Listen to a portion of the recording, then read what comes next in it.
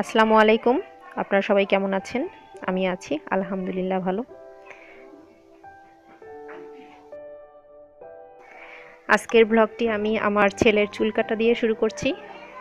আশা করি আজকের ব্লগটি সবার ভালো লাগবে।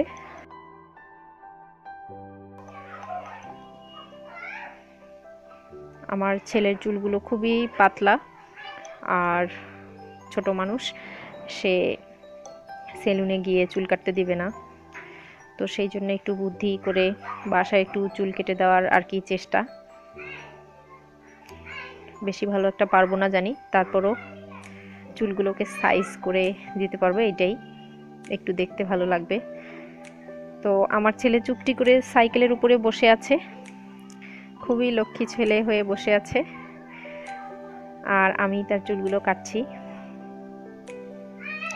সবচেয়ে তার ভালো দিক হচ্ছে সে কিছু বললে সে শোনে। আমি তাকে বলছি মাথা নিচু করে বসে থাকো বাবা, আমি সুন্দর করে চুল কেটে দেব, আর সে চুপচাপ একটু নড়াচড়া করছে কিন্তু তারপরও মাথা হালাচ্ছে। সুন্দর লক্ষ্মী ছেলে আমার।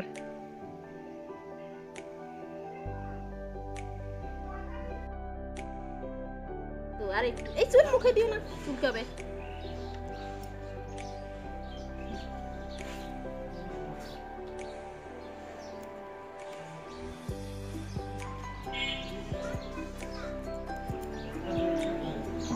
হ্যাঁ হয়েছে, ঘোরো ঘোরো। হ্যাঁ তুমি তুমি আরে কাটি দিচ্ছি তো।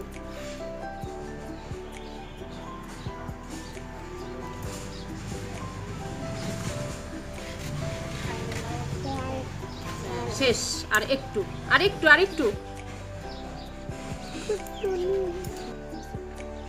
হ্যাঁ হয়ে গেছে, আরেকবার আরেকবার। আরে গরম পানি গুলো ঠান্ডা হয়ে গেল, গোসল করবে না, ছাদে যাবে না? মোটামুটি চুলগুলোকে একটু ঠিকঠাক করে দিতে পারলাম।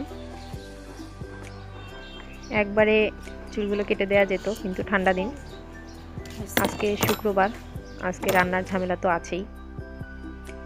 আজকে বাসায় একজন মেহমান আসবে, তো সেজন্য একটু ভালো খাবারের আয়োজন।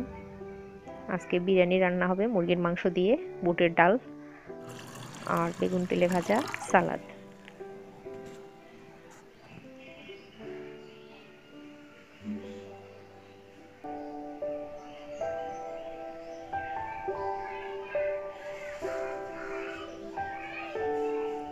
বিরিয়ানির জন্য নতুন আলু একটু ভেজে নিচ্ছি। নতুন আলু তো এমনিতেই মিষ্টি মিষ্টি লাগে, তো বিরিয়ানিতে দিব এই কারণে একটু ভেজে নিলাম। আর এদিকে বেগুন তেলে ভাজা হয়ে গেছে।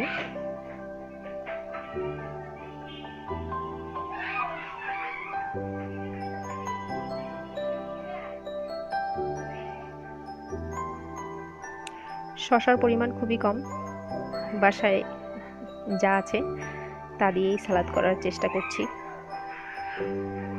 শসা, গাজর, সালাদ না হলে তো পোলাও বিরিয়ানি কিছুই ভালো লাগে না।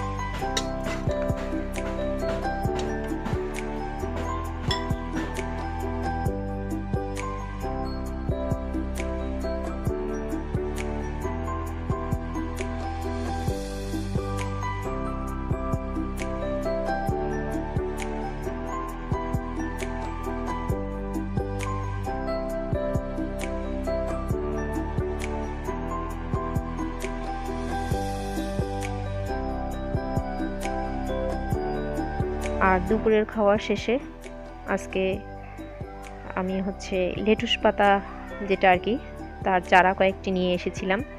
তো এগুলো 2 দিন পানিতে ভিজে রাখা ছিল, তো আজকে সেগুলোকে লাগাবো। তার জন্য আমি 7 আপের বোতল নিয়েছি, 2 ভাগ করে নিয়েছি, কারণ যেহেতু জায়গার অভাব আর মাটিরও অভাব। আর এখানে আমি একটু ছিদ্র করে নিয়েছি যেন অতিরিক্ত পানিটা পড়ে যায়।